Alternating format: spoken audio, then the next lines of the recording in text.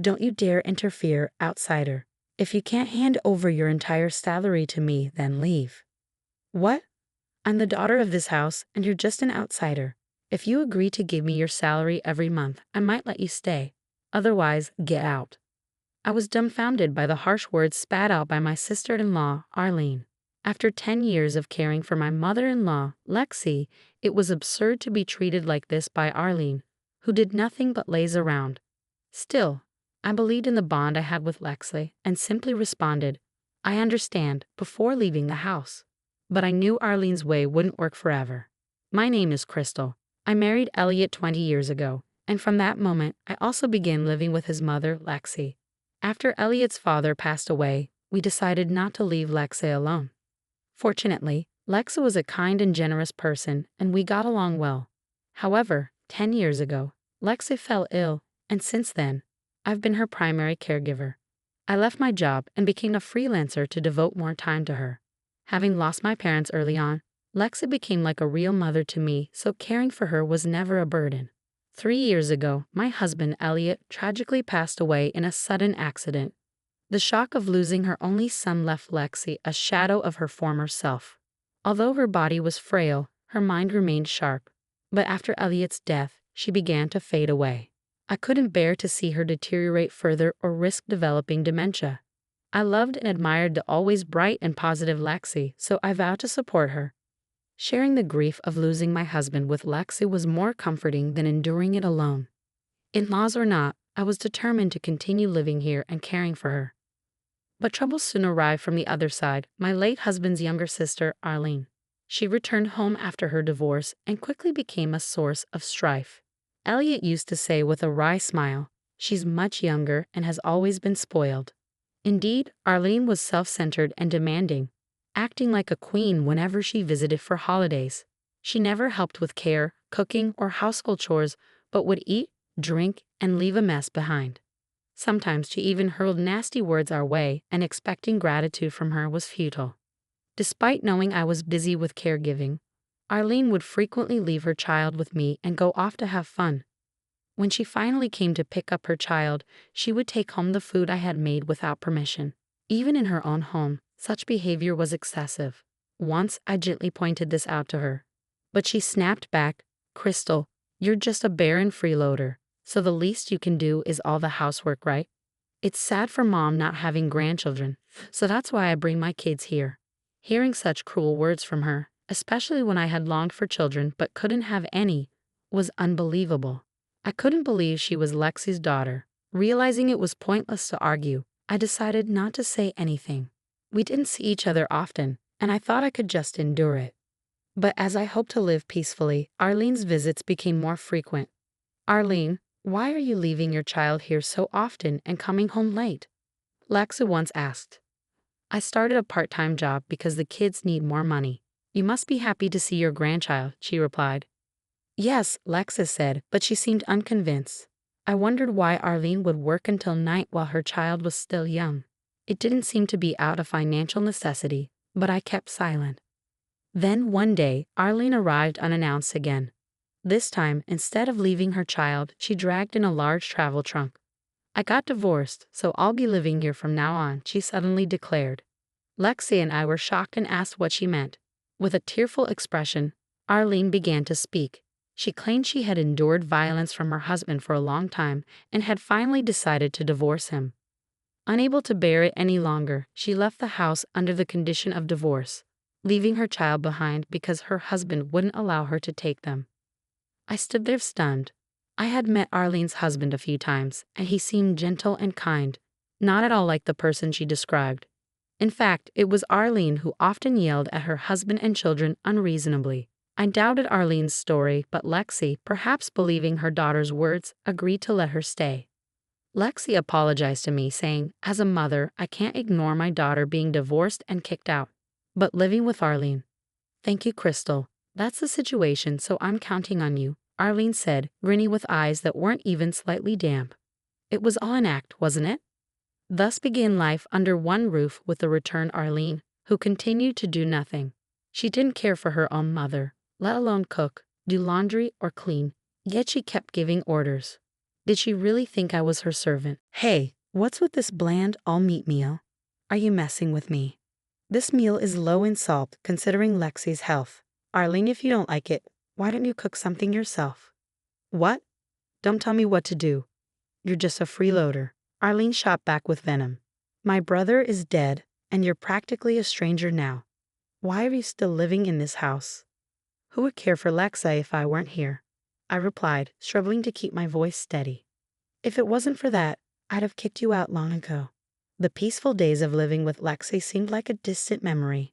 Day by day, the stress of dealing with Arlene grew, but I made sure Lexi never noticed. One day, Lexi spoke up. Crystal, there's a place I want to go. It's tough with the wheelchair, but could you come with me? Of course, Lexi. Shall we stop by that cafe we used to visit? Lexi and I had a favorite cafe nearby. We used to go there often when she was healthier. That sounds wonderful, she replied, her voice filled with a rare warmth. I have something important to talk to you about. A month later, Arlene came home from one of her outings, not even bothering to greet us. Hey, are you working right now? She asked with a hint of disdain. Yes, I'm taking on jobs I can do from home. I want to prioritize Lexi's care, so I don't have as much time as before. So you're getting paid? Then give me all your earnings. What? I was baffled by Arlene's audacity. It's ridiculous to let a stranger live here for free. You should pay rent and utilities. Rent? I've been living here since I got married. We paid for the remodeling, and I've been covering all the utilities. But the land and house belong to us. Now that my brother's gone, I can say whatever I want. What do you mean? I'm just stating facts. Maybe you should find a job if you're not going to take care of Lexi. Frustrated, I couldn't help but retort. What right does a stranger have to say anything? Caring for Mom is just a performance. There's no inheritance for you, a stranger. Don't talk nonsense. As her daughter, don't you want to care for her and worry about her? Oh, you're so annoying. Don't meddle, outsider. If you can't hand over your entire salary to me, then leave. Listen, I'm the daughter of this house, and you're just an outsider. If you agree to give me your salary every month, I might let you stay. Otherwise, leave. I was dumbfounded by Arlene's words. For the past 10 years, I had been the one caring for Lexi, who couldn't move freely and who stayed by her side when her son died. I wanted to scream, I'm more of a daughter than you are. Despite not being related by blood, I had done all the housework and cared for Lexi without complaint. My voice trembled with anger. But Arlene just laughed scornfully. Isn't it natural to get paid for letting someone who's not even family live in the house? You must be after the inheritance. All right, if that's how it is, I'll leave. Huh, so you can't pay me the salary? What about Mom's care? Promise me you'll take care of that properly. Yeah, I got it. Stop nagging. You know the helper you've been using, right? Arrange for them to come every day and make sure you handle the payment. I couldn't believe it. She had no intention of taking care of her mother herself. I couldn't leave Lexi with someone like that. I immediately called a care manager I knew. A few days later, I moved out, but Arlene was hardly ever home, always out and about. I coordinated with the care manager and visited Lexi when Arlene was absent. I'm so sorry, Crystal. I never thought she'd kick you out. I told her to take it back, but she wouldn't listen, Lexi said, her voice heavy with regret. Lexi, don't worry about it. Just call me if you need anything. Then suddenly, the end came. Lexi was stable during the day but had an attack of her chronic illness in the evening. I rushed to the hospital when the care manager informed me, but Arlene was nowhere to be seen. A few hours after being admitted, the doctors did all they could, but Lex had passed away. I couldn't say goodbye or thank her. I couldn't stop crying. A few days after the funeral, all the relatives gathered at the house where only Arlene now lived. It seemed Lexi had requested everyone be present when her will was read. Lexi's lawyer looked over the gathered relatives and said, "Before I read the will, please listen to a voice recording that Lexi left as her final wish." Lexi's voice played, and everyone listened intently. "Thank you all for coming. I appreciate the friendships we had during my life. Now I will leave my will regarding my estate. It's not a large amount, but I wanted no troubles, so I requested all my relatives to be present. To my daughter Arlene, I leave $100,000. She did nothing to help care for her parent, but she's divorced with a young child. I'm leaving her this amount, which is her legal share. hoping she'll use it for alimony and for the child. What legal share? It's not the full amount. Arlene exclaimed loudly, and the relatives began to murmur. Arlene's divorced. She hasn't shown her face at family gatherings in years. Alimony? She doesn't even have custody of her child. Wasn't it Elliot's wife who took care of everything? She stayed and cared even after he died, someone whispered. Arlene's face turned red, her clenched fists trembling with anger. What do you mean? She demanded. Lexi's voice continued, oblivious to Arlene's fury. Some of you may be surprised to hear of Arlene's divorce. The reason was her infidelity. The relatives gasped, and Arlene's face changed color. Why would you mention that? She muttered.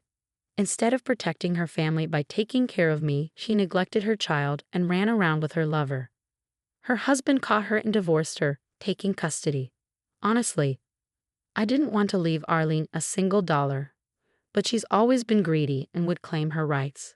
So to not trouble the other heirs, I'm only leaving her half of the legal inheritance. Please use it properly to pay the alimony and for the benefit of the grandchild. The room was filled with shock. Hearing Lexi's voice was both comforting and devastating to me. And to you, Crystal, Lexa continued, her tone softening. Thank you for marrying my son and for everything you've done since. I loved your honesty and kindness. It must have been hardest on you when Elliot died so young, but you bravely stayed by my side and took care of me. No amount of gratitude is enough. Tears overflowed from my eyes at Lexi's words. I know what it's like to take care of a parent, and caregiving is truly a tough task. You did it without a single complaint, without accepting any money, and always with a smile. Crystal, I am leaving you the same amount of $100,000 as my daughter, as well as our house and land.